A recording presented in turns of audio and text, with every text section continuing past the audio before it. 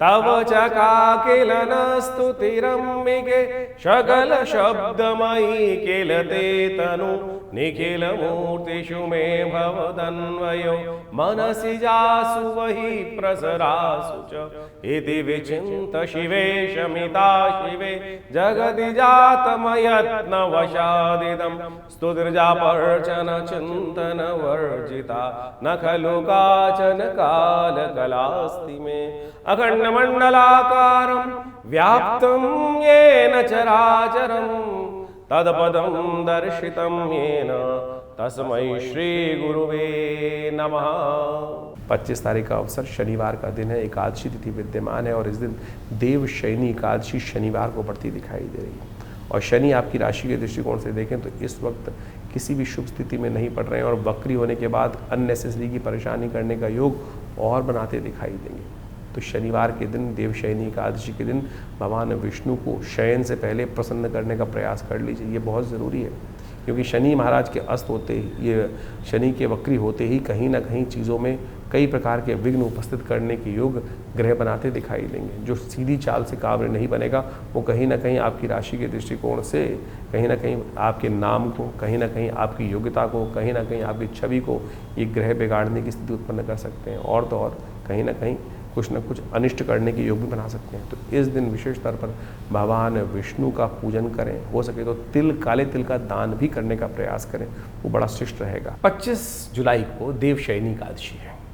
ये देवशयनी एकादशी भारतीय संस्कृति के अनुसार से देखा जाए तो अद्भुत पर्व है। देव भी शयन के लिए जाते हैं। सोचें कि देव शयन जो हो रहा है वो क्या कर रहा है। कहा जाता है शास्त्रीय दृष्टिकोण से, जो हमारे यहाँ चतुर्मास आता है कि उस समय में कोई भी शुभ कार्य निषेध मत दिए जाते हैं। संत महात्मा इत्यादि अपना भ्रमण बंद कर देते हैं। वर्षा ऋतु आ जाती है, वर्षा ऋतु में कहा जाता है कि एक जगह स्थान पर अपना ज्ञान अर्जन करने का प्रयास करना चाहिए, भगवान की स्तुति करनी चाहिए। सत्ता जो है वो भगवान विष्णु के हाथ से निकलकर शिव के हाथ में आ जाती है और उसके बाद सावन का सुंदर पदार्पण होता है। ये आध्यात्मिक दृष्टिकोण से बहुत महत्वपूर्ण योग है। कहा जाता है कि इस दिन भगवान विष्णु जो हैं वो शेष नाग पर कहीं ना कहीं 4 महीने के लिए विश्राम के लिए चले जाते हैं। देव शयन हो जाता है। समस्त शुभ कार्य शास्त्र में निषेध कर दिए जाते हैं। विवाह इत्यादि, मुहूर्त इत्यादि, दुकानों के मुहूर्त, घर के मुहूर्त, मूर्ति प्रतिष्ठा, जो भी कहीं ना कहीं नए नए कार्य आरंभ करने हैं वो सब कहीं ना कहीं गृह आरंभ तक रुक दिए जाते हैं। नींव का पूजन तक रुक दिया जाता है। गृह प्रवेश तक कहीं ना कहीं शास्त्र में निषेध कर दिया जाता है। फिर दिवाली के 11 दिन बाद जब देव उठनी एकादशी आती है उसके बाद से समस्त शुभ कार्य आरंभ करने के योग बनते हैं। लेकिन कहा जाता है कि ये समय बड़ा एक बार आध्यात्मिक दृष्टिकोण से बड़ा शुभ होता है। भगवान विष्णु तो बड़ी तपस्या से प्रसन्न होते हैं, लेकिन भगवान शिव जो हैं जिनके हाथ में सत्ता आ जाती है, सावन का महीना शुरू होने वाला होता है, केवल एक लोटे जलमात्र से लोगों की मनोकामना सिद्धि करने के योग बना देते हैं। तो ऐसे में बड़ी श्रद्धा के साथ, बड़ी सरलता से लोग कावड़ लेके चलते हैं, भगवान का सुंदर स्तुति करने की तरफ आगे भागते चलते हैं। जगह जगह से लोग गंगा जी से, जमुना जी से, कहीं ना कहीं विभिन्न तीर्थों से जल ला लाकर अपने क्षेत्र में जो भगवान इष्ट हैं उनको जल अर्पित करने का प्रयास करते हैं। समस्त भोले भंडारी को प्रसन्न करने का प्रयास करते हैं। तो आप इस दिन विशेष तौर पर भगवान विष्णु की सुंदर आराधना करें। शालिग्राम शिला में विशेष तौर पर उनका षोडशोपचार पूजन, गंगा जल से, कपूर से, कचरी से, चंदन से, इनसे पंचामृत बनाकर भगवान का सुंदर अभिषेक करें भगवान शालिग्राम जी का, और उसके बाद उनका विशेष स्तर पर वस्त्र इत्यादि अर्पित करें। उनको शयन के लिए समस्त वस्त्र इत्यादि अर्पित कर कर सुंदर रूप से तुलसी दल से उनका पूजन कर कर ओम नमो भगवते वासुदेवाय, ओम नमो नारायणाय, इस प्रकार से इन विभिन्न मंत्रों से उनको समस्त सामग्री 16 जो चीज़ें हैं उनको धीरे धीरे अर्पित करने का प्रयास करना चाहिए। यदि पुरुष सूक्त याद हो, ओम सहस्रसी रेखा पुरुखा सहस्राक्ष सहस्रपाद सभूमिग्वं सर्वतस्पित्वा त्रितिष्ठत् दशांगुलम पुरुकाय वेदग्वं सर्वं यद्भूतं व्यच भाव्यम माउता। इस प्रकार से यदि वेद मंत्र याद हो तो आपकी तारीख में तो आपको विभिन्न यूट्यूब चैनल्स पे इन सब के षोडशो मंत्र मिल जाते हैं पुरुष सूक्त के, जो भगवान को अति प्रिय स्तोत्र माना जाता है। उनके द्वारा भगवान का सुंदर स्तवन कर कर आप अपनी मनोकामनाओं की सिद्धि का योग बहुत सुंदर रूप से बना जाते हैं। कहा जाता है कि जो जीवन में किसके कष्ट चल रहे हों, मनोकामना पूर्ण नहीं हो रही हो, बार बार कहीं ना कहीं विघ्न आ रहे हों, ऐसे में भगवान विष्णु को शैया प्रदान जो करते हैं, कमल के पुष्पों की शैया, पीले वस्त्रों की शैया, और तो और शास्त्र में तो बहुत कुछ वर्णित है। अपनी श्रद्धा के अनुसार से भगवान विष्णु को इस दिन शैया प्रदान करने से जीवन के बहुत से कष्ट जो कांटों वाली सेज पर जो हम लोग को चलते हुए दिखाई देते हैं, कहीं ना कहीं हर भी जहाँ कदम बढ़ाएं कहीं ना कहीं विघ्न, कहीं ना कहीं रुकावट, कहीं ना कहीं कांटे कांटे रुकावटें जीवन में आती हैं। तो ऐसे में इस दिन जो देवशयनी एकादशी के दिन भगवान को शैया अर्पित करने का जो कार्य करते हैं, उनके बहुत से जीवन के कष्ट दूर होने के योग बन जाते हैं। इस दिन भगवान विष्णु को विशेष तौर पर कमल के पुष्पों से बनी हुई शैया प्रदान की जानी चाहिए। उनको पीले वस्त्र अर्पित करने का प्रयास किया जाना चाहिए। कमल के पुष्पों का बना हुआ तकिया भगवान को अर्पित करने का प्रयास किया जाना चाहिए। तो इस प्रकार से भगवान का सुंदर पूजन कर कर मनोकामना सिद्धि के सुंदर सुयोग बनने चाहिए। 26 तारीख रविवार का अवसर, द्वादशी तिथि विद्यमान है। ग्रह नक्षत्रों के दृष्टिकोण से परिवर्तन का योग बन रहा है। जो ये परिवर्तन होने जा रहा है आपकी राशि के दृष्टिकोण से स्वास्थ्य का बहुत ध्यान रखते हुए कार्य करें। इस दिन शनि महाराज वक्री होने जा रहे हैं और शनि का ये वक्री होना अननेसेसरी आपको सीधी रास्ते से हटाकर गलत रास्ते पे चलता डालता दिखाई देगा। आपको सीधे रास्ते से काम पसंद आएगा नहीं करना और कहीं ना कहीं 4.5 महीने के लिए शनि महाराज अब वक्री होने जा रहे हैं और ये कहीं ना कहीं आपकी राशि के दृष्टिकोण से कहीं ना कहीं आपकी छवि को बिगाड़ने का काम कर सकता है।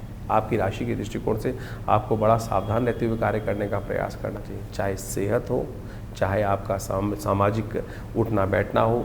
और कहीं ना कहीं आपकी राशि के दृष्टिकोण से बहुत सारे लोग आपके खिलाफ साजिश रचते हुए दिखाई दे सकते हैं। कहीं ना कहीं आपकी राशि के दृष्टिकोण से बने बनाए काम में धोखे आपको प्राप्त होने के योग बनते दिखाई दे रहे हैं। स्वास्थ्य का विशेष तौर पर ध्यान रखने की ज़रूरत रहेगी आपकी राशि के दृष्टिकोण से। इस वक्त लोग आपकी छवि को गलत तरह से उपस्थित करने का प्रयास कर सकते हैं। बृहस्पति महाराज वैसे ही अस्त चल रहे हैं। जब तक बृहस्पति अस्त ना हो तब तक आप बृहस्पति को भी ताकत देने का प्रयास करें।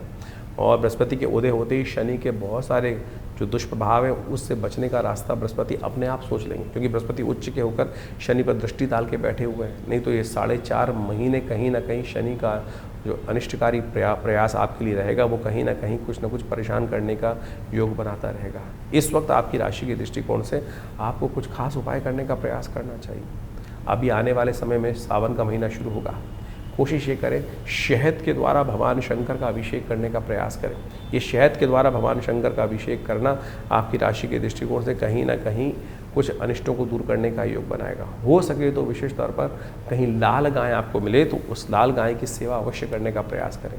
इन 4 महीनों में लाल गाय की सेवा करने से शनि का दुष्प्रभाव जो आपकी राशि में पड़ रहा है, कल्याणी रैया में शनि वक्री होकर जो चल रहे हैं, वो कहीं ना कहीं आपके लिए कुछ ना कुछ रास्ता अवश्य बनाएंगे। 26 जुलाई को शनि महाराज वक्र अवस्था में जाने वाले हैं और ये करीब करीब 10 दिसंबर तक वक्री अवस्था में ही चलेंगे। ऐसे में ये 4.5 महीने का जो समय है विशेष तौर पर बहुत महत्व रखता है। हर राशि के दृष्टिकोण से आपको समझ लेना चाहिए कि विशेष तौर पर आपकी राशि के दृष्टिकोण से क्या प्रभाव उत्पन्न कर रहा है। अभी आपने समझा आपकी राशि के दृष्टिकोण से उसका क्या प्रभाव है। जब शनि वक्री हो जाते हैं तो कहा जाता है कई गुना अधिक शक्तिशाली हो जाते हैं। ऐसे में इनके प्रभाव में कई गुना अधिक हो जाता है प्रभाव। और शनि तो महाराज जो हैं वो वैसे ही क्रूर ग्रह माने जाते हैं, पाप ग्रह माने जाते हैं। और जब वो कहीं ना कहीं व्यक्ति दुष्कर्म करता है, गलत कर्म व्यक्ति के द्वारा हो जाता है, तो दंडाधिकारी के रूप में वो बड़े निष्पक्ष होकर अपने प्रभाव को उत्पन्न करने का प्रयास करते हैं। ऐसे में शनि को मनाओ सदा सुख पाओ, इस बात को अवश्य ध्यान रखने का प्रयास करना चाहिए। इस वक्त बृहस्पति महाराज अस्त अवस्था में चल रहे हैं, शनि वक्री हो गए हैं और ऐसे में ग्रहों की जो कुचाल चल रही है उससे आपको समझने का रास्ता बचने का प्रयास करना चाहिए। विश्व में पुनः एक बार भयावह स्थिति अपनी निर्माण होती दिखाई देगी। युद्ध का वातावरण जो पूरे विश्व में कहीं ना कहीं बना हुआ है, उठापटक का दौर कहीं ना कहीं चलता दिखाई देगा पुनः एक बार। ऐसे में आपकी राशि के दृष्टिकोण से आपको कुछ खास उपाय अवश्य करने का प्रयास करना चाहिए। सबसे पहले तो ये अच्छा योग ये बन रहा है कि इस वक्त जो सावन का महीना आ रहा है, सावन के महीने में भगवान शिव की जितनी उपासना करोगे शनि के लिए उतना प्रसन्न का वातावरण बन सकता है। कहा जाता है कि जब शनि खराब चल रहा हो तो शनि की स्थिति को ठीक करने के लिए भगवान शंकर की कृपा में चले जाओ तो भावी मीट सके त्रिपुरारी। अब आपसे कोई ना कोई अपराध कहीं ना कहीं हम सबसे होता रहता है, कहीं ना कहीं कोई गलत कार्य हो गया तो शनि तो अपना प्रभाव से उसका फल देने के लिए आपको रहेगा। लेकिन जब जीवन में कोई ऐसा प्रभाव हो जाए जिसका रास्ता ना निकल रहा हो तो भगवान शंकर की उपासना। ऐसे में शनि ने जैसे ही वक्री मार्ग पर पदार्पण किया है, सावन का महीना शुरू होने वाला है, ऐसे में भगवान शंकर का तेलाभिषेक तिल के तेल से भगवान का अभिषेक। जो मंत्र कहा गया है वो एक रुद्राष्टध्यायी के अंतर्गत गाया है, शन्नो देवी रविष्ट्रयापो भवन्तु पीतये शन्नो रविष्ट्रवन्तु नः। इस मंत्र का जप करते हुए भगवान शंकर का तेलाभिषेक यदि शनिवार के शनिवार भी आप करते चले जाओ, सत्य मानना कि शनि का कैसे ही नेगेटिव प्रभाव हो, अशुभ प्रभाव हो, वो अपना प्रभाव निष्क्रिय कर देते हैं। तो इसलिए अपने उस क्रूर प्रभाव से, कहीं ना कहीं पाप प्रभाव से आप बच सकते हैं। तो ऐसे में सबसे पहले तो सद्गुण का पालन करने का प्रयास करें, गलत काम ना करने का प्रयास करें, झूठ ना बोलने का प्रयास करें, किसी भी रूप से जो भी है उठापटक नहीं तो जीवन में कहीं ना कहीं योग बनता चला जाएगा। ऐसे में शास्त्र के दृष्टिकोण से अनेक उपाय शास्त्र में वर्णित किए गए। एक दिव्य उपाय है जिसका केवल लोग आज की तारीख में, कलयुग में यही पूछते हैं ना कि छोटा सा कौन सा उपाय है महाराज। तो हम आपको वो मंत्र बताने जा रहे हैं जिसको शनि स्तोत्र कहा जाता है। वो शनि स्तोत्र अद्भुत रूप से भगवान महाराज दशरथ जी के द्वारा, राम जी के पिता दशरथ जी के द्वारा देवासुर संग्राम से पहले रास्ते में जब जा रहे थे देवासुर संग्राम में भाग लेने के लिए, तो रास्ते में शनि के दर्शन होते हैं। तो ऐसे में भगवान महाराज दशरथ भगवान शंकर, भगवान शनिदेव की स्तुति करते हैं। वो दशरथ कृत शनि स्तोत्र कहा जाता है और एक ही स्तोत्र महाराज शनि का पूरे शास्त्रों में विद्यमान है और कोई स्तोत्र नहीं है, केवल दशरथ कृत शनि स्तोत्र मिलता है। और वो ऐसा अद्भुत है कि एक बार, केवल एक बार यदि व्यक्ति नित्यप्रति पाठ कर ले, श्रवण कर ले, सुन ले, तब भी शनि प्रसन्न हो जाते हैं। शनि अपना दुष्प्रभाव कभी नहीं दिखाते। तो वो इस प्रकार से हम आपके समक्ष हाथ बंद करके बैठे भगवान का सुंदर स्तवन करें। ओम नमः कृष्णाय नीलाय शितिकंठ निभाय च नमः कालाग्निरूपाय कृतांताय च वै नमः। नमो निर्मांस देहाय दीर्घमश्रुजटाय च नमो विशाल नेत्राय शुष्कोधर भयाकृते नमः पुष्कलगात्राय स्थूल रोमणे यत वै नमः। नमो दीर्घाय शुष्काय कालं दृष्ट नमोस्तुते नमस्ते कोटराक्षाय दुर्निरीक्षाय वै नमः। नमः घोराय रुद्राय भीषणाय कपालिने नमस्ते सर्वभक्षाय बलिमुख नमोस्तुते। सूर्यपुत्र नमस्तेस्तु भास्करे भयदाय च अधो दृष्टे नमस्तेस्तु संवर्धक नमोस्तुते। नमो मंदगते तुभ्यं हृस्तंशाय नमोस्तुते। तपसा दग्ध देहाय नित्यं योगरताय च नमो नित्यं क्षुधार्ताय अतृप्ताय च वै नमः। ज्ञानचक्षु नमस्तेस्तु कश्यपात्मज सूनवे तुष्टो ददासि वैराज्यं रुष्टो हरसि तत्क्षणात्। देवासुरमनुष्याश्च सिद्धि विद्या धरोरगा त्वया विलोकिता सर्वे नाशं यान्ति समूलता। प्रसादं कुरु मे देव वराहोऽहम् उपागता। एवं अस्तु तदा सौरिग्रहराजो महाबला। ये इस प्रकार से शनि स्तोत्र है। यदि इसका एक बार नित्य प्रति श्रवण कर ले, एक बार, और इसका यज्ञ कर लिया जाए तो कहने ही क्या है। तो इस स्तोत्र का नित्य प्रति यदि आप एक बार श्रवण करते चले जाए, हमने आपके समक्ष ये कह के दिखा दिया है, सुना के दिखा दिया है। तो यदि आप केवल इसको भी सुन लें नित्य प्रति, धीरे धीरे आप उसको अच्छे से याद भी कर सकते हैं। सत्य माने हमने ऐसे ऐसे दिव्य लोग देखे जिनकी कुंडली में भयावह स्थिति शनि की बनी हुई थी, दशा भी चल रही थी, 7.5 भी चल रही थी, और ऐसे में उनको दिव्य शनि स्तोत्र का पाठ करने को कहा गया।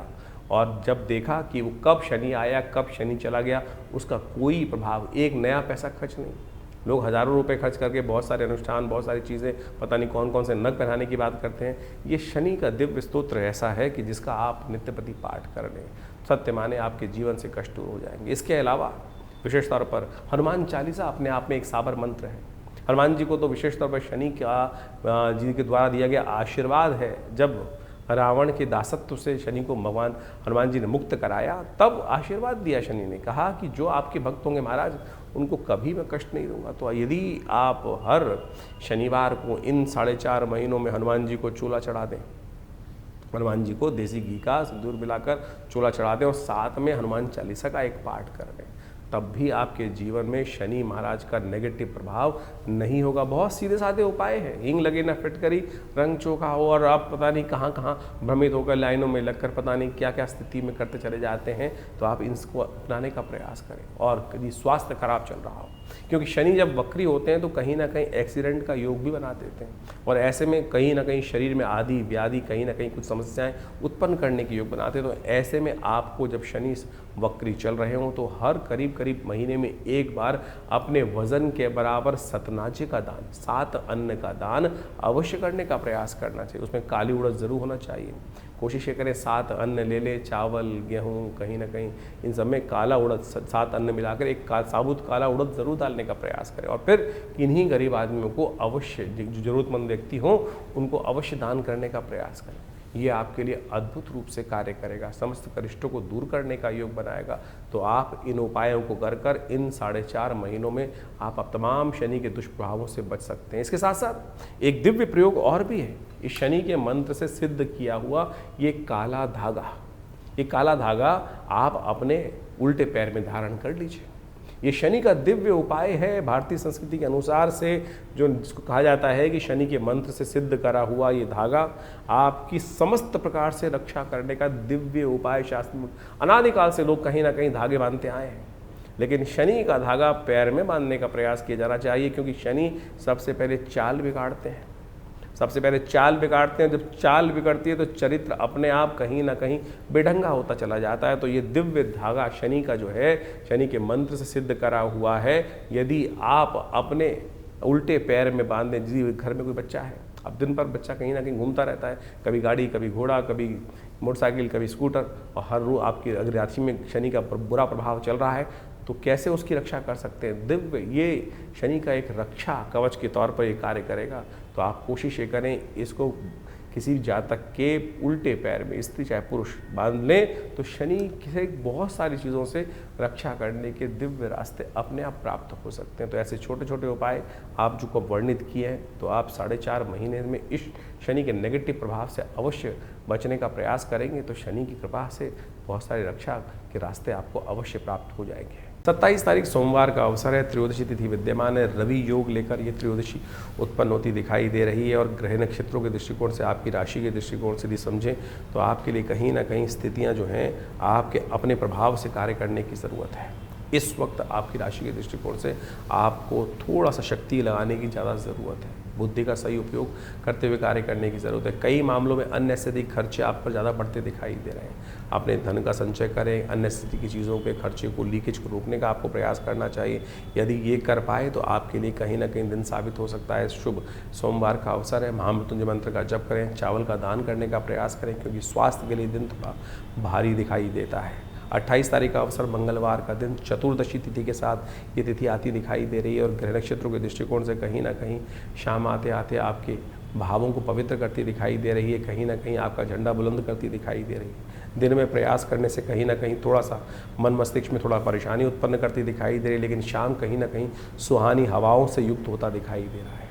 कोशिश ये करें इस दिन, सुंदर मंगलवार के दिन, क्योंकि शनि बदल चुके हैं, अपनी चाल बदल चुके हैं, हनुमान जी उस चाल को सुधारने का कार्य कर सकते हैं। तो हनुमान जी का सुंदर पाठ करने का प्रयास करें, हो सके तो अपने हाथ से हनुमान जी को सुंदर स्तवन करें, वो आपके लिए कल्याणकारी रहेगा। 28 तारीख को मंगलवार का सुंदर सुयोग बन रहा है और इस दिन चतुर्दशी और पूर्णिमा का योग बन रहा है। सत्यव्रत भी इसी दिन किया जाने का सुंदर रास्ता बनता दिखाई दे रहा है। देखिए, आपकी राशि के दृष्टिकोण से हमने आपको बहुत सारी चीज़ें बताने का प्रयास किया। ऐसे में कई बार जो ग्रहों का खराब योग चल रहा होता है उसको ठीक करने का रास्ता है। देखिए, इस संसार में भगवान की कृपा से, गुरु की कृपा से समस्त अनिष्ट दूर हो जाते हैं। और कैसे उनको, शनि महाराज वक्री चल रहे हैं इस समय में, और बृहस्पति महाराज भी कहीं ना कहीं अस्त चल रहे हैं, तो गुरु का सानिध्य चाहिए। और आषाढ़ की पूर्णिमा गुरु पूर्णिमा के रूप में जानी जाती है। और इस दिन जो है, यदि मंगलवार के दिन सुंदर योग जो बन रहा है, सुबह पुण्यतिथि जो बन रही है वो बन रही है विशेष तौर पर चतुर्दशी तिथि, और शाम को जो है सूर्यास्त के बाद में ग्रहों का परिवर्तन होने का योग बनेगा। चंद्रमा भी विशेष तौर पर आप मान के चलें बृहस्पति के सम्मुख आके विराजमान हो जाएंगे, और साथ साथ पूर्णिमा तिथि भी विद्यमान हो जाएगी। और गुरु पूर्णिमा जिसको कहा जाता है, उसका चांद भी पूरी रूप से इस दिन निखर कर आएगा। आषाढ़ का चंद्रमा है जो निकल कर आएगा, और आषाढ़ का चंद्रमा कहा जाता है 16 कला पूर्ण माना जाता है। और ऐसे में जब ये चंद्रमा की रोशनी होती, कभी बादलों के पीछे आती है और कभी बादलों से निकलकर खुले आसमान में साफ साफ दिखाई दे जाती है। तो कभी जो बादल हैं कभी साफ साफ है, और ऐसे में चंद्रमा का दर्शन करते हुए भगवान का सुंदर पाठ करना, सुंदर कांड का पाठ करना, हनुमान जी का सुंदर स्तवन करना। हनुमान जी का सुंदर पाठ जब करते हैं तो तुलसी बाबा ने लिखा है, जय जय जय हनुमान गोसाई, कृपा करहु गुरुदेव की नाही। इस संसार में हनुमान जी से बड़ा गुरु कौन हो सकता है, जो आपको भक्ति का मार्ग प्रशस्त करने का प्रयास कर रहा है। और आपके ग्रह जो चल रहे हैं खराब, इस वक्त आपकी राशि के दृष्टिकोण से जैसा हमने बताया, बृहस्पति भी अस्त चल रहे हैं, शनि भी कहीं ना कहीं वक्री चल रहे हैं और 4 महीने तक वक्री चलेंगे। तो इस दिन विशेष तौर पर हनुमान जी का सुंदर स्तवन करने का प्रयास करें। हनुमान जी को ही गुरु मानकर, जो तुलसी बाबा ने माना, क्योंकि तुलसी बाबा को दर्शन जो कराए वो विशेष तौर पर हनुमान जी ने ही तो कराए। हनुमान जी की आराधना, जब उन्होंने हनुमान जी के चरण पकड़ लिए तो उनका दर्शन कर कर तभी उनके जीवन में वो जो योग था वही बना, और जिसके कारण से उनको राम जी के दर्शन हुए। चित्रकूट के घाट पर भई संतन की भीड़, तुलसीदास चंदन किसे तिलक देत रघुबीर। जिस प्रकार से कहा गया है, हनुमान जी की कृपा से ही अनेक रूप से, जब नहीं दर्शन हो पा रहे थे तो हनुमान जी ने जबरदस्ती करवाने का प्रयास, ऐसा गुरु चाहिए ना। तो आप संसार के चक्र में कहाँ फंस रहे हैं? तो सुंदर रूप से हनुमान जी का सुंदर स्तवन इस दिन अवश्य करने का प्रयास करें। आषाढ़ की पूर्णिमा की रात्रि और मंगलवार का सुंदर सुयोग, तो ऐसे में हनुमान जी का सुंदर स्तवन समस्त अनिष्टों को दूर करने का योग बनाएगा। तो ऐसे में हमने विवेकानंद योगाश्रम में इस शुभ तिथि में गजकेसरी योग के अंतर्गत सुंदरकांड का पाठ रखा है, भगवान का सुंदर स्तवन करने का रखा है। और तुलसी बाबा ने तो यहाँ तक कहा है, और देवता चित्त न धरहि, हनुमत से ही सर्व सुख करहि। तो सुंदर रूप से इस कार्यक्रम में भाग लें, हनुमान जी का सुंदर स्तवन करें, सवामणि का भोग रहेगा, हनुमान जी का सुंदर यज्ञ रहेगा। और हनुमान जी के गुरु के रूप में जो स्वीकार कर लेगा उसका तो बेड़ा पार होना परम सुंदर रूप से है। संकट कटे मिटे सब पीरा, जो सुमरे हनुमत बल बीरा। तो अपने समस्त अनिष्टों को दूर करने के लिए इधर उधर मत भटको, हनुमान जी का सुंदर स्तवन करने का प्रयास करो।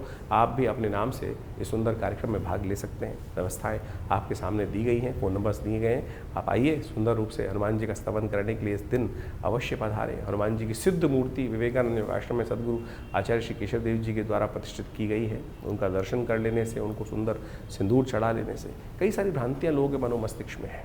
स्त्रियों को हाथ नहीं लगाना चाहिए, और कुछ ये बहुत सारे लोग, देखिए वैसे तो मूर्ति को किसी को हाथ नहीं लगाना चाहिए ये, लेकिन यदि पुजारी के रूप में आप उपस्थित हैं तो शुद्ध पवित्र होकर मानस पूजा सुंदर रूप से कर हनुमान जी का सुंदर स्तवन करने का प्रयास यदि करेंगे तो बहुत ही कल्याणकारी रहेगा। भक्त के लिए कोई जाति नहीं है, कोई वर्ण नहीं है, कोई भक्त समस्त वर्णों के हैं। समस्त प्रकार से सरलता से जो हो वही भक्त बन जाता है, वही सदा कल्याण का योग बनाता है। तो इस गजकेसरी योग में हनुमान जी का सुंदर स्तवन आपके समस्त अनिष्टों को दूर करने का योग बनाएगा। 29 तारीख बुधवार का अवसर, पूर्णिमा तिथि इस दिन विद्यमान है। गुरु पूर्णिमा का सुंदर सुयोग लेकर ये तिथि आती दिखाई दे रही है। गुरु के सानिध्य समस्त अनिष्टों को दूर करने के योग बना सकते हैं। और इस वक्त आपकी राशि के दृष्टिकोण से बृहस्पति महाराज बुद्धि को देख तो रहे हैं, शनि पर दृष्टि डाल तो रहे हैं, लेकिन स्वयं अस्त अवस्था में है। तो इसलिए गुरु का सानिध्य चाहिए, गुरु की कृपा चाहिए आपकी राशि के दृष्टिकोण से, क्योंकि शास्त्र के अनुसार से सही गुरु का सानिध्य यदि मिल जाए, सही ज्ञान मिल जाए तो चीज़ें अपने आप ठीक रास्ते पे आनी शुरू होने के योग बन जाते हैं। ग्रह नक्षत्रों के दृष्टिकोण से कीर्ति का योग आपके लिए बनकर तैयार है। बृहस्पति के सम्मुख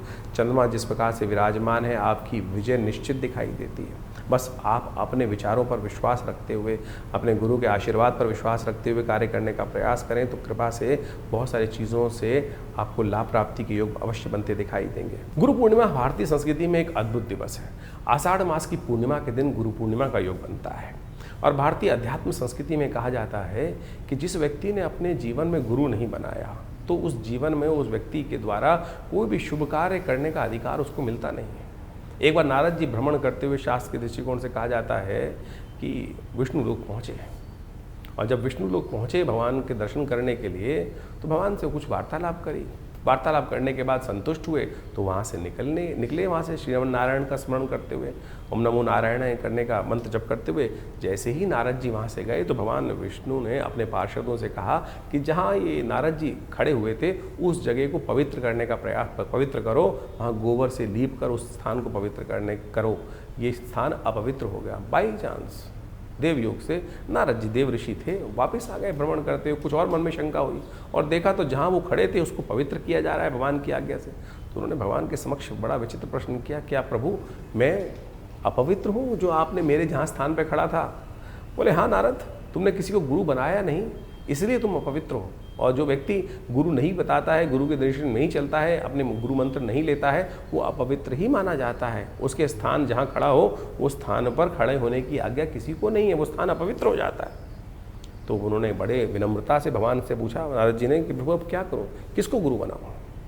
तो उन्होंने कहा किसी को भी गुरु बना सकते हो, तुम्हारी श्रद्धा है, जिसको तुम गुरु बनाओगे उसके अनुसार से चलने का प्रयास करो, जीवन में समस्त अनिष्टों को दूर करने का योग बन जाएगा। आपके जीवन में कल्याण का योग बनेगा। आपको मंत्र जप का अधिकार भी गुरु मंत्र की दीक्षा लेने के बाद, गुरु दीक्षित होने के बाद ही मिलता है इस संसार के अंदर। लोगों ने नहीं समझा। भगवान की आज्ञा के अनुसार नारद जी ने कहा, महाराज किसको बनाऊँ? तो भगवान ने भी लीला रची। भगवान ने लीला इस प्रकार संसार को ज्ञान देने के लिए रची। कहा जाता है भगवान ने कहा, नारद तुम पृथ्वी लोक पे जाओ और जो सबसे पहले व्यक्ति मिले उसी को अपना गुरु मानो और फिर उनसे दीक्षित होकर उनका मंत्र जप करके उन्हीं से आगे जीवन की दशा लेने का प्रयास करो। फिर आओगे तो फिर पवित्र माने जाओगे। नारद जी भूलोक आते हैं और वहाँ मृत्यु लोक में उनको सबसे पहले एक व्यक्ति जिसके दर्शन होते हैं, प्रभु की माया थी। वो दर्शन होते ही एक व्यक्ति, गांव का व्यक्ति, गरीब व्यक्ति रास्ते में जा रहा था, चप्पल उसने सिर पे रखी हुई थी और अब भगवान की आज्ञा थी, सबसे पहले उन्हीं के दर्शन हुए तो उन्होंने ही नमन किया महाराज। अब भगवान की आज्ञा के अनुसार से, भगवान की माया के अनुसार से उन्होंने को नमन किया और कहा, महाराज आप मुझे आपको मैं अपना गुरु धारण करना चाहता हूँ। तो सीधे साधे व्यक्ति ने कहा कि महाराज मेरे की क्या बिसात, मैं आपको शिक्षा दूँ? आप तो स्वयं इस सुंदर स्वरूप में विद्यमान है, मेरी क्या बिसात? लेकिन बोले नहीं, मेरी इच्छा है, मैं आपसे ही दीक्षित हूँ। तो उन्होंने उनसे दीक्षा ले ली। जो मंत्र दिया उस मंत्र को उन्होंने ले लिया। उस मंत्र को जप करने के लिए जो भी बना, उसके बाद भगवान घूमते घामते फिर पहुँचे भगवान विष्णु के पास। भगवान विष्णु से उन्होंने कहा कि प्रभु आपकी आज्ञा के अनुसार से मैं मंत्र दीक्षित ले आया। बोले नारद जी किससे दीक्षा ली आपने? तो महाराज वहाँ पर एक व्यक्ति मूर्ख रूप में था और गंवार था, अनपढ़ था और सिर पे चप्पल रख के जा रहा था। बड़ा मूड लग रहा था, कहीं ठीक नहीं लग रहा था, लेकिन आपकी आज्ञा थे, मैंने उनसे दीक्षा ले ली। भगवान ने कहा, नारद तुमने बड़ा अपराध किया। गुरु का इस प्रकार से अपमान करना, कहा जाता है घोर नरकादि लोगों को पूरी 84 लाख योनि तुम्हें भोगनी पड़ेंगी और उन सब की जो त्रास है तुमको भोगनी पड़ेगी। अपने तुमने इतना प्रभाव, इतना निष्क्रिय कार्य जो है, ऐसा कार्य किया है कि जो विशेष तौर पर तुमको अपराध बोध भी नहीं है इसका। नारद जी ने क्षमा मांगी कि प्रभु क्या करूं अब? बोले तो अब गुरु के सानिध्य में ही जाओ और वो जो बताएं उस कार्य को करने का प्रयास करो, तब जाकर इस जो 84 की योनि का जो चक्र है उससे निकल सकते हो। नहीं तो तुमको 84 लाख योनि भोगनी पड़ेंगी, उसमें जीवन निर्वाह करना पड़ेगा। फिर उस काल को भोग के बाद ही तुम हमारे दर्शन के लिए आ सकते हो। अब नारद जी को पटक दिया गया। वापिस उस जगह पर लाकर नारद जी देव इच्छा से, प्रभु की इच्छा से फिर दोबारा गुरु के सानिध्य में पहुंचते हैं और उनके समक्ष बैठकर अपने समस्त भाव को उपस्थित करते हैं। तो उस व्यक्ति ने सुना नारद जी को और कहा, नारद चिंता क्यों करते हो? क्यों चिंता तुमको? इसका कारण, इस कष्ट का निवारण बहुत आसान है। नारद जी को नहीं समझ में आया था, लेकिन उस दिव्य आत्मा ने कहा, नारद जी कोई चिंता मत करो, ये पहाड़ सामने दिखाई दे रहा है, इस पहाड़ पर तुम 84 लाख योनियों के जो है समस्त चित्रकला निर्वाहो और ऊपर से लौटते हुए नीचे आकर लौट आओ। नीचे आकर नारद जी को बड़ा आश्चर्य हुआ कि इस व्यक्ति ने मुझे इतना दान बताया और कहा कि पूरा ऊपर से लेकर उन 84 लाख योनियों के नाम लिखकर समस्त व्यवस्था बनाई और फिर लौटते लाटते ऊपर से लेटते हुए नीचे आते हुए उन सब में भोगते हुए, उनको कहा जाता है कि वो समस्त 84 लाख योनि भोगने के बाद पुनः पहुँचे और वो जो श्राप था, जो अपराध किया था, उससे निवृत्त हुए। तो जो कहा गया ना, गुरु गोविंद दोनों कड़े काके लागू पाऊँ, बलिहारी गुरु आपनो जिसने गोविंद दियो मिलाए। ये शास्त्र में कथा इसलिए वर्णित की गई है कि आप सदमार्ग पर उस सरलता से प्राप्त कर सकते हैं गुरु के सानिध्य में। तो आप कोशिश ये करें, अपने जीवन में गुरु मार्ग मंत्र का अवश्य जप करने का प्रयास करें। भगवान से मिलने का मार्ग भी गुरु निर्देशित कर सकते हैं। तो आप बड़े बड़े चमत्कार हैं गुरु मंत्र के, शास्त्र में जो वर्णित हैं उनको हमें जीवन में देखने का प्रयास करना चाहिए। जीवन के कष्ट, इस संसार के कष्ट गुरु मंत्र के द्वारा है। कबीर जैसे संतों ने भी, जिनको कहा जाता है कि वो अध्यात्म में फंसते ही नहीं थे, वो तो विशेष तौर पर कहा जाता है कि जिस प्रकार से राम को भी उपासना करने का मंत्र जो उन्होंने जपा, जिस प्रकार से उनको नास्तिकवाद की बात की जाती है, उन्होंने भी रामानंद जी के चरणों में लेटकर उनके मुख से जो राम नाम निकला उसको ही गुरु मंत्र मानकर दीक्षित होकर उनका जप करने का प्रयास किया। अब लोगों ने उस मंत्र दीक्षा को भी नहीं समझ पाए तो कहानी के रूप में तो आप सत्य माने कुछ और लोग मान देते हैं। भ्रांति उत्पन्न करना बड़ा आसान है, सरलता जीवन में मार्ग पे चलना बड़ा मुश्किल माना जाता है। इसलिए कोशिश ये करें, इस कथा के माध्यम से हमने गुरु मंत्र की दीक्षा का, गुरु का चमत्कार आपके समक्ष रखने का प्रयास किया है। मंत्र दीक्षा बड़ी चमत्कारी होती है। मंत्र दीक्षित लेने के बाद सत्य माने वो जागृत मंत्र ही आपका कार्य करेगा, नहीं तो जपते रहो मंत्र, लाखों मंत्र हजारों मंत्र लोग जपते रहते हैं लेकिन वो कार्य नहीं करते। कारण है मंत्र दीक्षित नहीं है। जिस व्यक्ति ने वो स्वयं मंत्र गुरु ने जपा ना हो, उस मंत्र को देने का अधिकार भी किसी व्यक्ति के पास नहीं होता है। तो अनेक अनेक प्रकार के मंत्र हैं, शास्त्रों में लाखों मंत्र विद्यमान हैं। आपके लिए कौन सा योग्य है, कौन सा मार्ग आपके लिए चलना श्रेष्ठ है, किस मार्ग पर चलकर आपको सफलता मिलेगी, किस मार्ग पर चलना आपके लिए भारी हो सकता है, वो आपकी योग्यता के अनुसार गुरु ही बता सकते हैं। तो इसलिए भारतीय संस्कृति में गुरु के जो है, जिसको कहा जाता है अंधकार से प्रकाश की तरफ जाने का, ज्ञान का मार्ग दिखाने वाली जो दिव्य आत्मा है, वो गुरुजन कही जाते हैं। इसलिए उनकी जो है दीक्षा हमें अवश्य लेने का, उनका सानिध्य अवश्य लेने का प्रयास करना चाहिए। अब एक अपवाद और भी है इसके साथ साथ कि गुरु कितने बनाए जाए। अनेक गुरु बना सकते हैं आप, अनेक गुरुओं की कोई बात। दत्तात्रेय भगवान ने इस संसार में उपस्थित होकर 24 गुरु बनाए, जिससे जहां जो शिक्षा मिले उसको अपने गुरु के रूप में, सदगुरु के रूप में आप स्थान देने का प्रयास करें। कोई इसमें भांति नहीं है। भ्रांति ये करने का प्रयास करते हैं। आज तो बाजार बन गया है, आज तो ये संसार हो गया, गुरुआ तू गलियां फिरे घर घर कंठी देत। आज तो मंत्र माइक के द्वारा दीक्षाएं मंत्र दे दी जाती हैं, तो वो गुरु मंत्र नहीं हुआ। आप गुरु बनाते हैं व्यक्ति को जहां मेरे मन की शंकाओं हो, मैं सीधा जाकर उनके पास बैठ के, उनके सानिध्य में बैठकर उनसे वो मंत्रणा कर कर अपने जीवन के उस लक्ष्य की जहां कष्ट आ रहा है बात करके दूर कर सकूं। लेकिन ऐसे स्थितियों में जिनके दर्शन करने भी दुर्लभ है, फोटो में ही दर्शन हो सकते हैं, टीवी पे ही दर्शन हो सकते हैं, फिर वो मंत्र दीक्षा क्यों? आपको भटकने की आवश्यकता नहीं। प्रभु स्वयं आपके जीवन में उस व्यक्ति को उपस्थित कर देते हैं। दत्तात्रेय भगवान ने रास्ते में चलते चलते दीक्षा प्राप्त करी। वैश्य तक को गुरु माना, श्वान तक को गुरु माना, अग्नि तक को गुरु माना, वायु तक को गुरु माना। आपकी सरलता की आवश्यकता है। एकलव्य का कथा आपके समक्ष उपस्थित है, कहीं नहीं भटके। गुरु द्रोण के पास जाने की उनके सामर्थ्य नहीं थी, क्योंकि वो राजकुमारों को दीक्षा देने के लिए कटिबद्ध थे, वो बाहर दे ही नहीं सकते थे। ऐसा नहीं कि गुरु द्रोण ने नहीं देना चाहा, लेकिन वो कटिबद्ध थे, वो राज्य आज्ञा से बंधे हुए थे कि राज्य पुरुष, क्योंकि वहां पर वो जिस प्रकार से उन्होंने शपथ ले रखी थी कि मैं केवल राजपुरुषों को ही, अर्जुन को ही सर्वश्रेष्ठ धनुर्धर बना के भीष्म के समक्ष उन्होंने प्रतिज्ञा ली थी ये बात। लेकिन एकलव्य ने ऐसा उदाहरण उपस्थित किया कि गुरु की मूर्ति बनाकर ही उन्हीं से समस्त दीक्षा मूर्ति के माध्यम से ही ले ली। तो साध्य जो है, जो साधक है, उसको अपनी साधना पर चलने के लिए उस साध्य की तरफ जाना है। साध्य तो हर जगह अवेलेबल है, हर जगह उपस्थित है जो साध्य है, जिसको करना है। आपको अपनी साधना को दृढ़ करने के लिए विश्वास चाहिए, तो इस विश्वास को जगाने का प्रयास करो। गुरु पूर्णिमा वो पर्व है जो आपके मन की उन शंकाओं को दूर करने का प्रयास करती है। तो इस गुरु पूर्णिमा पर अवश्य मंत्र दीक्षा लें, गुरु का सानिध्य लेने का प्रयास करें।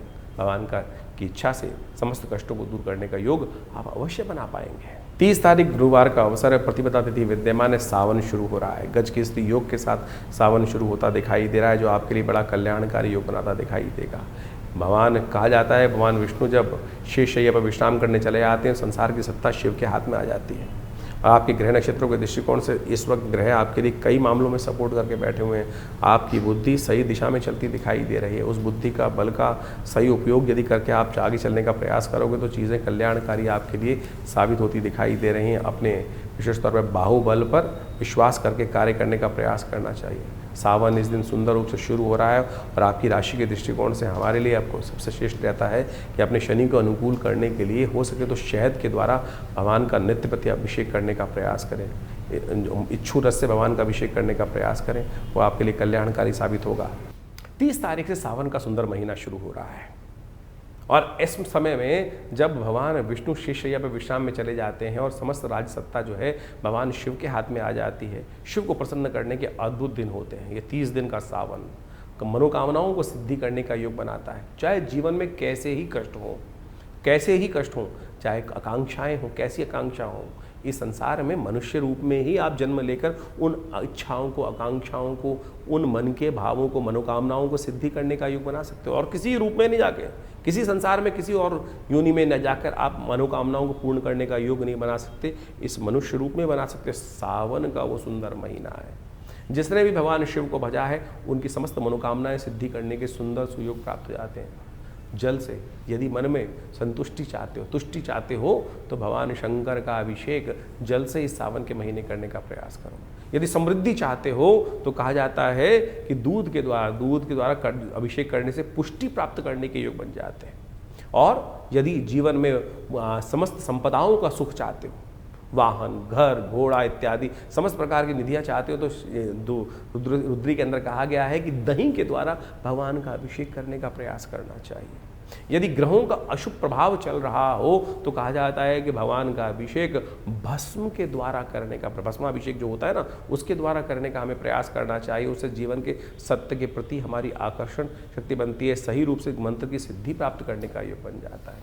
यदि धन, वैभव, इन सब की प्राप्ति करना चाहते हो तो कहा जाता है कि भगवान का सुगंधित गंध के द्वारा, गंधोदक के द्वारा, इत्र के द्वारा भगवान का जो अभिषेक करता है उसकी मनोकामना सिद्धि का सुंदर सुयोग बन जाता है। कहा है सुगंधिम पुष्टिवर्धनम, सुगंधि युक्त जल से, सुगंधित तेल से यदि भगवान का अभिषेक करने का प्रयास करोगे तो इस प्रकार की मनोकामना सिद्धि का सुंदर योग बन जाता है। यदि आपके शत्रु बाधाएं आपको बहुत परेशान कर रही हैं तो तेल के द्वारा भगवान का सुंदर अभिषेक इस सावन के महीने में हमें करने का प्रयास करना चाहिए। ये मनोकामना सिद्धि को पूर्ण करने के लिए अद्भुत योग बनाकर आपकी राशि में इस प्रकार से हजारों औषधियाँ हैं।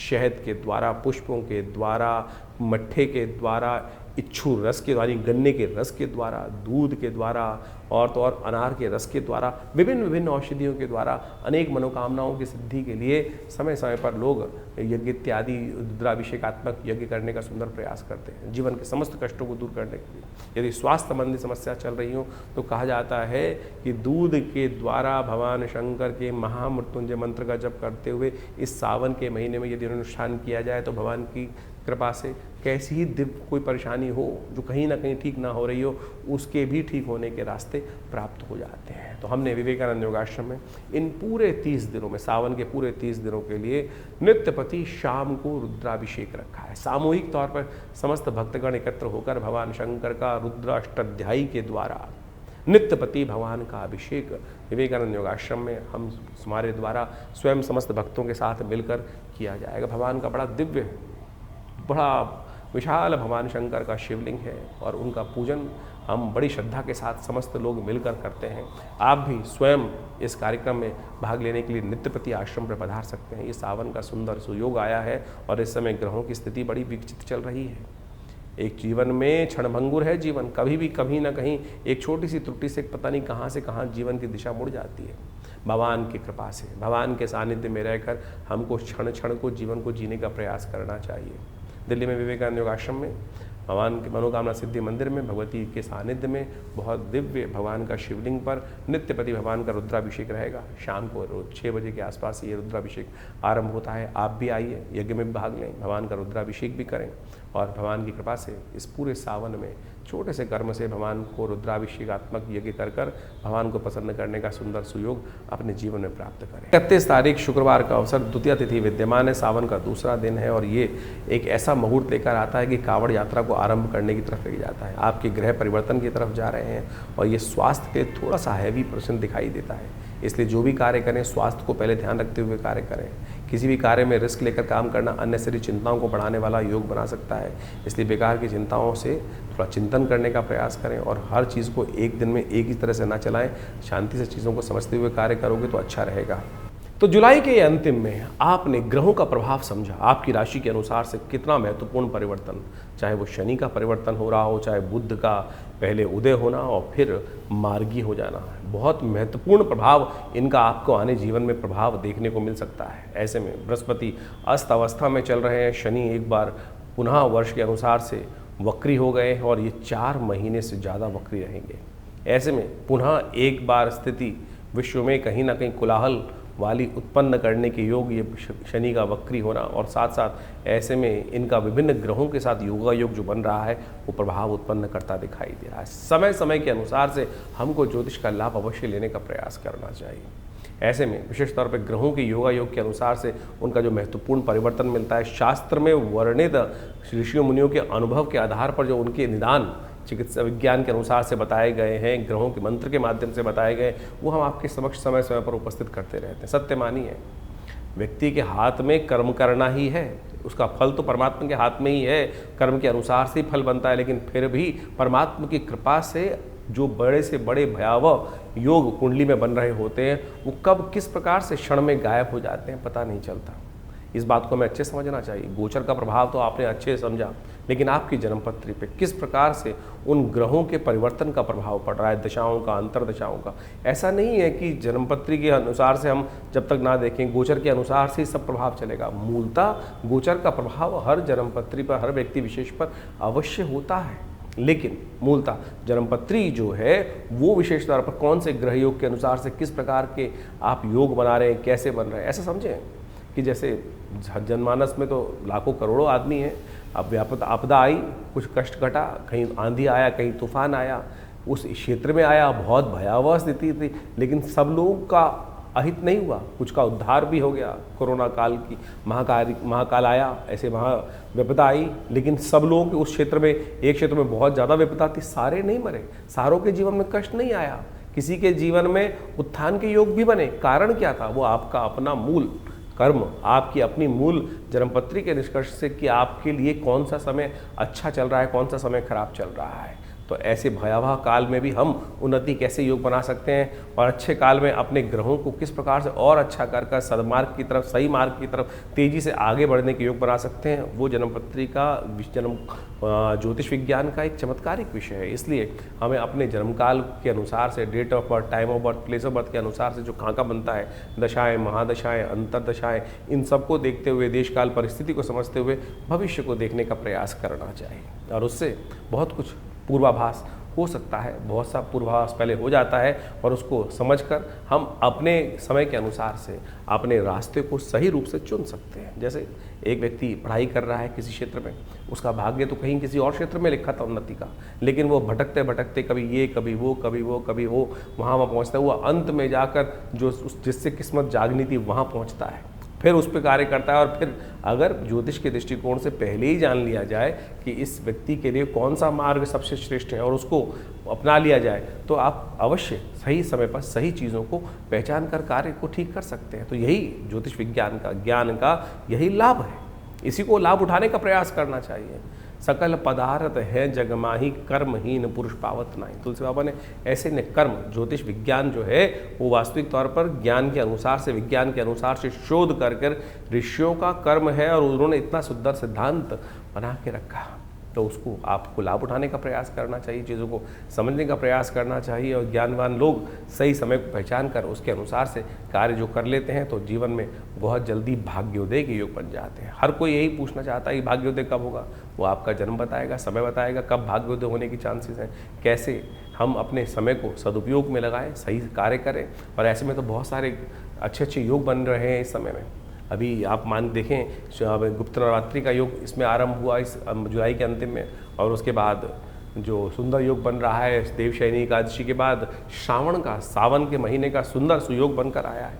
कहा जाता है भगवान विष्णु जब शेषशय्या पर विश्राम के लिए चले जाते हैं तो समस्त सत्ता जो है शिव के हाथ में आ जाती है। ऐसे में शिव की सुंदर आराधना कर भगवान का नित्यपति रुद्राभिषेक कर अपने बहुत से जीवन के कष्ट आप जो जिसको कहा जाता है रुद्रा अभिषेकात्मक यज्ञ जो है उसको कर आप सही रूप से भगवान की कृपा प्राप्त कर सकते हैं। भगवान तो एक लोटे से प्रसन्न हो जाते हैं जल के।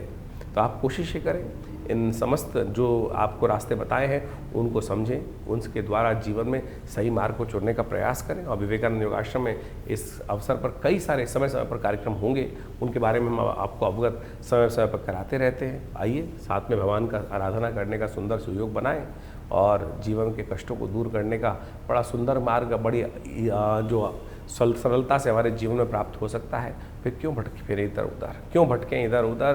तो इसलिए कोशिश ये करें, सही मार्ग को चुनने का प्रयास कीजिए। भगवान की कृपा से कल्याण होगा, समस्त जीवन के कष्टों को दूर करने का सुयोग बनेगा।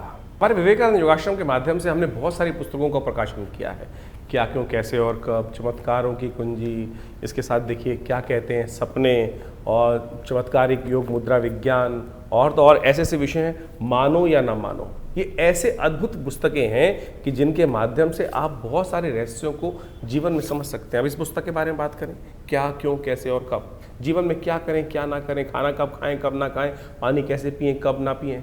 आज आप सोशल मीडिया पे इतनी भरमार हो गई है, हर कोई अपने अपने अनुसार से आपको चीज़ों को समझाने का प्रयास कर रहा है। कोई कहता है सुबह उठते पानी पियो, कोई कहता है मत पियो, क्या तो कोई कहता है क्यों पियो, पानी भी विकार उत्पन्न करते हैं। कितना पानी पीना चाहिए, कब नहीं पीना चाहिए, ये योग विज्ञान के माध्यम से भारतीय संस्कृति में इतनी सुंदर तरह से बताया गया है।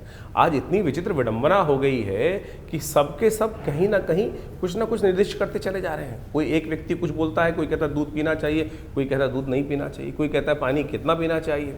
हमने इस पुस्तक के माध्यम से, योग विज्ञान के माध्यम से ऊषा पान विधि कही गई है। 100 अंजुलि पानी पीने के लिए शास्त्र में विधान कहा गया, पानी किस प्रकार से पीना चाहिए और कैसे पिएं, कब ना पिएं, कौन से महीने में क्या खाएं, क्या ना खाएं। यहाँ तक भारतीय संस्कृति, अभी वर्षा ऋतु चल रही है, वर्षा ऋतु के अनुसार से शास्त्र में कहा जाता है कि भैया सावन हर्रे भादो तिक्त, सावन में हरी सब्जी नहीं खानी चाहिए, हरी जो पत्ते वाली सब्जी है उसको खाने से परहेज करना चाहिए। और उसको आज से नहीं, अनादिकाल से भारतीय संस्कृति में इन सब सिद्धांतों को बता दिया गया था। और तो और यज्ञ विज्ञान कैसे आपके जीवन में लाभ दे सकता है और बहुत सारी और समस्या, नज़र लग जाए कैसे उसको दूर करें, इस सब संबंध में इन पुस्तकों में हमने अद्भुत रूप से इन समस्त ज्ञानों को देने का प्रयास किया है, इन सब बातों को चर्चा करने का प्रयास किया है। तो आप इनके विषय को यदि ये समझेंगे तो इतने सुंदर तरीके से मुख कैसे धोएं, पानी कितना पिएं, स्नान कब करना चाहिए, स्नान कैसे करना चाहिए। भारतीय संस्कृति में स्नान के बारे में सबसे पहले स्नान करना है, पानी डाल के आ गए, ये तो स्नान नहीं हुआ ना।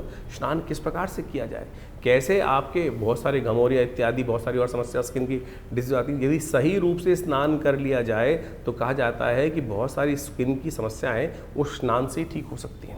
इसके अलावा भगवान का चरणामृत हम लेते हैं, उस चरणामृत का क्या फ़ायदा है, किस प्रकार से भगवान का पूजन करने के बाद मंदिर में घंटा बजाते हैं, शंख बजाते हैं, ऐसे विषय हमने इन पुस्तकों के माध्यम से सद्गुरु आचार्य श्री केशव देव जी के सानिध्य में बैठकर जो रिसर्च हो सकती थी, ऐसी करीब करीब 50 पुस्तकें आश्रम के द्वारा लिखी गई हैं। मानो या न मानो, स्वप्न विज्ञान की एक ऐसी चीज़ है कि स्वप्न विज्ञान, सपनों में क्या दिखाई दिया, हम सबको सपने आते हैं और हम कई बार भयग्रस्त हो जाते हैं कि सपना देखा, ये कुछ अशुभ होने वाला है, शुभ होने वाला है। कौन सा सपना क्या प्रभाव उत्पन्न करता है, अ से लेकर पूरा अंतिम वर्णावली के साथ कौन कौन से शब्द के अनुसार से कौन सी चीज़ आपने देखी है। सड़क देखी है, सपने में सांप देखा है, कहीं धन देखा है, हवा देखी है, आंधी देखी है, प्रेत देखी है, पित्रात्मा देखे हैं, उन सब का क्या प्रभाव है, क्या वो आपके लिए को भयग्रस्त कर रहे हैं, कब कौन सा स्वप्न प्रभाव देगा, कितने दिन में प्रभाव देगा, कौन सा निदान अशुभ स्वप्न को दूर करने के लिए करना चाहिए, वो सब हमने इस पुस्तक के माध्यम से आप सबके समक्ष रखा है। तो आप इन पुस्तकों को पढ़ें और देखिएगा सही रूप से आपके जीवन में जो अज्ञान की जो एक समय चल रहा है, अंधकार का, अज्ञान का, उसको ठीक करने का रास्ता आपको केवल इस पुस्तक के माध्यम से ही मिल जाएगा। तो ऐसी ऐसी बहुत सारी पुस्तकें हैं। एक ये पुस्तक है चमत्कारिक मुद्रा विज्ञान, ये हमारा अपना विषय है। पूरे विश्व में हमने इस विषय को पहुंचाया कि मुद्राओं के द्वारा कैसे विभिन्न रोग ठीक कर सकते हैं। कान के दर्द से लेकर हृदय रोग जैसी परेशानियों को ठीक करने के लिए ये मुद्राएं चमत्कार अपना प्रभाव दिखाती हैं। विवेकानंद हॉस्पिटल इस संबंध में बहुत अद्भुत कार्य कर रहा है। दिल्ली में 100 बेड का हॉस्पिटल संस्थान के द्वारा बनाया गया है, जो भारत सरकार के पैनल पर भी है, दिल्ली गवर्नमेंट के पैनल पर भी है। और हर रोज़ करीब करीब 100 और 200 लोग यहाँ पर आकर अपना इलाज करवाते हैं प्राकृतिक चिकित्सा के माध्यम से, बिना किसी औषधि के, इन मुद्राओं के द्वारा, ध्यान योग के द्वारा। तो आप इस आश्रम पर जुड़ें और इन समस्त जो है, हमारी वेबसाइट भी आप जा सकते हैं vivekanandnaturecure.com, www.vivekanandnaturecure.com। और ये जो प्राकृतिक चिकित्सा का हॉस्पिटल है, योग विज्ञान का हॉस्पिटल है, आयुर्वेद का हॉस्पिटल है, तो यहाँ पर जमुना पार में आप इसमें आके अपनी चिकित्सा सुविधाएं भी ले सकते हैं। और तो आश्रम में यज्ञ तो नित्य प्रति चलते ही हैं, और उस यज्ञ के माध्यम से विभिन्न प्रयोग जो किए जाते हैं, चाहे कैसी ही समस्या है, उन सब को ठीक करने के लिए भगवान की कृपा से विभिन्न मार्ग खुल सकते हैं। आप सत्य माने, बहुत सारे अजीब अजीब केस आते हैं, किसी का स्वास्थ्य ठीक नहीं हो रहा है, तो हमने देखा महामृत्युंजय मंत्र का जो एक यज्ञ है, उसका दिव्य मंत्र का जप करते हुए सही रूप से जो उचित ब्राह्मणों के द्वारा, जो विद्वान ब्राह्मणों के द्वारा सही मंत्र का उच्चारण करते हुए यदि कार्य किए जाए तो वो अद्भुत रूप से मंत्र चमत्कारी कार्य करते हैं। जीवन में कई ऐसी घटनाएं, शत्रु परेशान कर रहे हैं, बाधा पहुंचाए जा रहे हैं, ठीक नहीं कर रहे हैं, तब उनके लिए देवी के विभिन्न स्वरूपों का ध्यान, विभिन्न मंत्रों का प्रयोग, कैसे उन बाधाओं को दूर करके आपके जीवन में विजय का शंखनाद उत्पन्न किया जा सकता है, वो बिल्कुल अद्भुत रूप से मंत्र कार्य करते हैं। लोग मान नहीं रहे हैं, जो बदमाश हैं, दुष्ट हैं, वो कहीं ना कहीं अपनी उस छवि को छोड़ ही नहीं रहे हैं और आपके जीवन में उनको आघात पहुंचाए जा रहे हैं। उनके रहते हुए आप अपने जीवन में विजय नहीं प्राप्त कर सकते। आपको उनके साथ उनकी दुष्टता को समाप्त करने का कार्य ही करना पड़ेगा। तो ऐसे मंत्र विज्ञान के माध्यम से आप अपने जीवन को कष्ट को दूर करने के लिए, अब बाद बंधन का योग किसी कुंडली में आ गया, बंधन का योग साफ साफ दिखाई दे रहा है। कहीं ना कहीं ग्रह परस्पर ऐसे योग बना रहे हैं कि बंधन का योग, जेल जाने का योग है, कहीं ना कहीं आपके समय खराब है आपका। तो ऐसे में दुर्गा की नामावली का एक अद्भुत चमत्कारिक प्रयोग है, जिसका यदि प्रयोग किया जाए, भगवती के नामावली का यज्ञ जो है शास्त्र में वर्णित है, समस्त भयों को जीवन से दूर करने का योग बना देता है। कहीं कोई नेगेटिव प्रयोग, किसी ने दुरात्माओं का प्रयोग किसी व्यक्ति के खिलाफ कर दिया, बहुत सारे लोग आते हैं इस बाधाओं से मन से ग्रसित होते हैं। तो ऐसे में कहा जाता है भगवान बटुक भैरव जी का यज्ञ जो है, उन मंत्रों से हमने विभिन्न रूप से विभिन्न आदमियों पर करके देखा, कैसी छाया, कैसा नेगेटिव प्रभाव, कैसी दुरात्मा की शक्ति, उन सब को ठीक करने के लिए ये जो मंत्रों के प्रयोग है, भैरव जी का मंत्र का प्रयोग है, ओम ह्रीं बटुकाय आपद उद्धारणाय कुरकुर बटुकाय ह्रीं स्वाहा, अद्भुत रूप से चमत्कारिक कार्य करता है। उन कष्टों को दूर करने का योग अद्भुत रूप से बना देता है। ग्रह बाधाओं का समस्याएं हैं, ग्रह बाधा ऐसी हैं कि एक के बाद एक, कोई शनि खराब है, कोई मंगल खराब है, तो उनका जप किया जाए ना, सही रूप से उच्चारण करते हुए, यज्ञ करते हुए, उनका दशांश यज्ञ करके, दशांश उनका मार्जन इत्यादि समस्त पद्धति को अपनाते हुए जो कार्य किए जाते हैं, वो पूर्ण रूप से, सही रूप से सफलता की तरफ व्यक्ति की मंशा के अनुसार से कार्य करने का सुंदर कार्य करते हैं मंत्र विज्ञान। कपोल कल्पित नहीं है, सत्य है, लेकिन विधि के अनुसार से, शास्त्र के अनुसार से हमें करने का प्रयास किया जाना चाहिए, तब जाकर समस्त मनोरथों को सिद्ध करने का, दिखावा नहीं है। आज पूरे जो सोशल मीडिया के अंदर हम देखें, दिखावा किया जा रहा है, इतनी जबरदस्ती पद्धति को बनाया जा रहा है, कहाँ कहाँ किस किस प्रकार से दिखावा करके बहुत सारी चीज़ें, लेकिन जो मूल मंत्र जप है वो नहीं हो रहा है। मूल मंत्र जप नहीं हो रहा है। यज्ञ के नाम पर अभी इतने ज़बरदस्त खतरनाक वीडियोस, मैं कहूँगा खतरनाक इसलिए बोल रहा हूँ कि विधि निषेध है ही नहीं उसमें। आहुत मंत्र में, यज्ञ में आहुति देने के लिए मुद्राएं हैं, इस मुर्गी मुद्रा के द्वारा शांतिक पौष्टिक कर्मों में आहुति देने का है। और बड़े बड़े महंत महात्मा इत्यादि बैठे हुए जो तसलों से, प्लेटों से आहुति यज्ञ में डलवा रहे हैं। क्या करवा रहे हैं? अनिष्ट करवा रहे हैं। कब आहुति डलनी चाहिए? मंत्र में स्वांते आहुति समर्पय, स्वाहा के अंत में आहुति डलनी चाहिए। कोई विधि किसी का पालन नहीं किया जा रहा है, केवल पंप एंड शो और दिखा दिखो के ड्रामेबाजी कर कर जो यज्ञ विज्ञान के नाम पे, अध्यात्म के नाम पर आज दुराग्रह पूरे विश्व में चल रहा है, ये भयावह है। आप स्वयं करिए, हमारे साथ रविवार को यज्ञ में बैठिए, कोई दक्षिणा नहीं ली जाती, कोई पैसा नहीं लिया जाता। जो लोग कुछ बैठना चाहते हैं रविवार को यज्ञ में आकर आश्रम पर यज्ञ में बैठ सकते हैं। तो इन समस्त विधियों का आशा करते हैं आप पालन करेंगे, समझेंगे, चीज़ों को सही रूप से करेंगे। तो आप जुड़िए विवेकानंद योगाश्रम से, आपका कल्याण होगा। धन्यवाद।